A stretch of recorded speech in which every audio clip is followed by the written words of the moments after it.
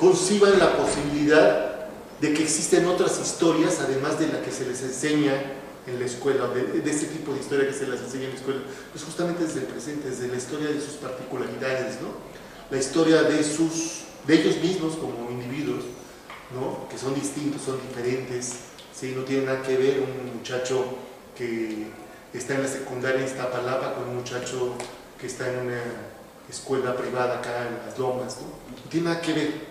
Entonces, cada uno de ellos tiene una historia particular, una historia específica. No tiene nada que ver la historia de ese muchacho con la historia de un muchacho chamula, ¿no? Son adolescentes, tienen la misma edad, probablemente tendrían pasaporte mexicano, pero en rigor no tienen absolutamente nada que los vincule más allá de ese pasaporte y la edad, ¿no? ¿Cuál es más importante? ¿Cuál es de esas historias individuales es la más trascendente? Ninguna.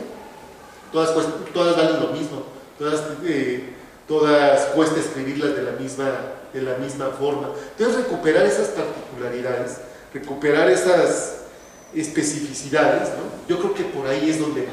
O sea, ¿qué tiene que decirle Hidalgo y Juárez y qué tienen que decirle todos estos a un muchacho que hoy en día está estudiando la secundaria? ¿Quién sabe qué tenga que decirle?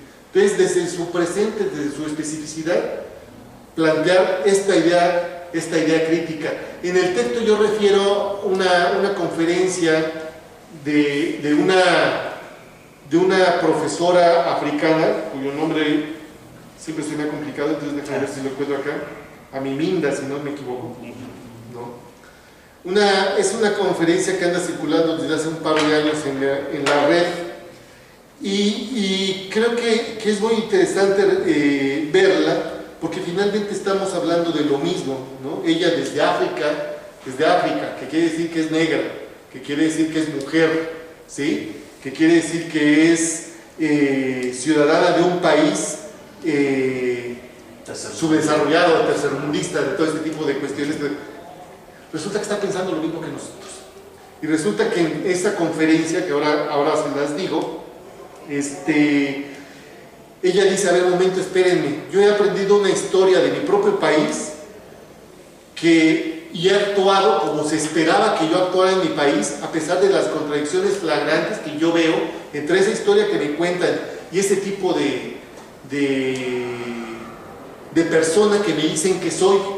Porque una cosa es la forma como se plantean los africanos desde la historia europea hegemónica, y otra cosa es lo que somos los africanos. Entonces resulta que esa historia africana yo me la compro y la repito, a pesar de que yo estoy viendo cotidianamente que no tenemos nada que ver con esa historia, con esa imagen que de los africanos se tiene, y sin embargo yo actúo como africano. Y luego curiosamente ella platica que se viene a Estados Unidos, y a ella, que ya es tan profundo toda esta peso hegemónico, ¿no? Que ella se viene a Estados Unidos, y a pesar de ya tener avanzado en este ejercicio analítico, de haberse dado cuenta de los estereotipos y de la forma tan fuerte en como una historia te asigna y te designa pautas de comportamiento y pautas de desarrollo, ella misma, sin percatarse, nos lo aplica a nosotros los mexicanos, ¿no? En un viaje que viene, y entonces es muy interesante cómo narra que ella viene y se esperaba encontrar la imagen que de los mexicanos se hace en los Estados Unidos, y cuando ve resulta que los mexicanos no somos así, a ella le cae el 20 de que pues sí, es tan grave la hegemonía que a pesar de que yo ya había visto esto para mí misma, era incapaz de verlo para otros grupos sociales, para otras culturas. ¿Por qué lo traigo a colación? Porque finalmente yo creo que es eso, ¿no? Es abrir la posibilidad, todo se reduce, entre comillas, por supuesto, a abrir la posibilidad de pensar que hay otras historias más allá de la historia hegemónica, que es la historia que se expresa en las escuelas, ¿no? Esa sería otra manera diferente de ver la globalización, digamos, ¿no? O sea, que nos permite la diversidad de... Claro, por supuesto. Ya no la globalización como hegemonía, sino como diversidad. Claro. Nada más por si alguien lo quiere consultar, si le dan en YouTube, en YouTube o en Google le dan el peligro de una sola historia, les va a arrojar, y es Adichie Chimamanda, si no me equivoco. pero dándole ahí en el buscador el peligro de una sola historia. En efecto, lo que decías, si la globalización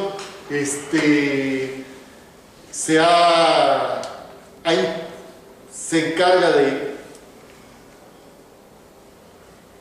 homogeneizar, eliminando ciertas particularidades, lo interesante es que también como respuesta frente a ese intento, las identidades particulares parecieran fortalecerse y surgir y exigir su lugar, ¿no? Y entonces se abre la puerta para este tipo de cuestionamientos. A ver, espérame, estás siguiendo una historia occidental en la cual yo no me tengo por qué ver reflejado, ¿no?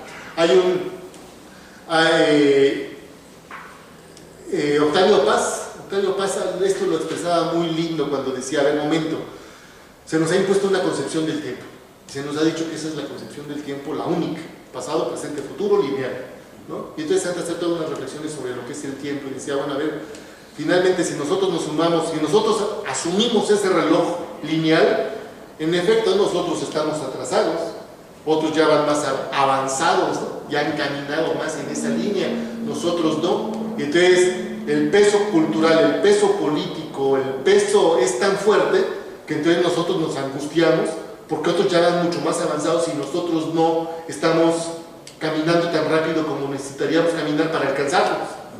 Y dice, y en eso nos debatimos, ¿sí? Dice, y el problema es que, a ver, momento, ¿esa es la única concepción de tiempo? Resulta que no, tenemos otras concepciones de tiempo, otras posibilidades de concebir el tiempo, y bajo esa lógica, no tenemos que medir nuestro tiempo a partir de ese reloj europeo occidental, tendríamos que pensar otra cosa. A Carlos Aguirre algún día le escuchaba un ejemplo que ponía que tenía que ver con esto y que me parecía sumamente ilustrador. Decía, se instaura la idea de que el tiempo es oro, ¿no? Entonces, frente al tiempo es oro, ¿sí? A mayor trabajo o en menor tiempo, más eficiente, más productivo eres. Los que no trabajan tanto son perezosos, son flojos. Y entonces, bajo esa lógica, resulta que los más perezosos de todos los habitantes del mundo somos los latinoamericanos. Después serían los asiáticos y finalmente, después serían los europeos, y los más ágiles, los más trabajadores, los más fletados para la chamba serían los asiáticos. Y eso no nos vende porque están trabajando, ¿no? Y así se nos vende. Tú quieres progresar, tienes que trabajar. La productividad. La productividad, todo eso. Y dice, a ver, momento, pero eso es falso. O sea, es falso que sea por cuestión de flojera o por cuestión de ánimo laboral, por cuestión de necesidades. Entonces me pareció sumamente interesante lo que él comentaba y lo refería a cuestiones alimenticias. Decía, es muy sencilla la explicación de por qué los latinoamericanos o Mesoamérica tiene ciertas características laborales que no tienen nada que ver con juicios de valor en términos de progreso y de desarrollo y de compromiso con el trabajo y por eso no progresa, etcétera, sino tiene que ver con la alimentación. Decía, bueno, a ver, momento, ¿sí? ¿Qué es lo que se cultivaba en América? Se cultivaba el maíz no requiere gran cuidado, ¿no? Que son largos periodos para su cosecha, que regarlo, hay que cuidarlo, pero no tienes que estar encima de él.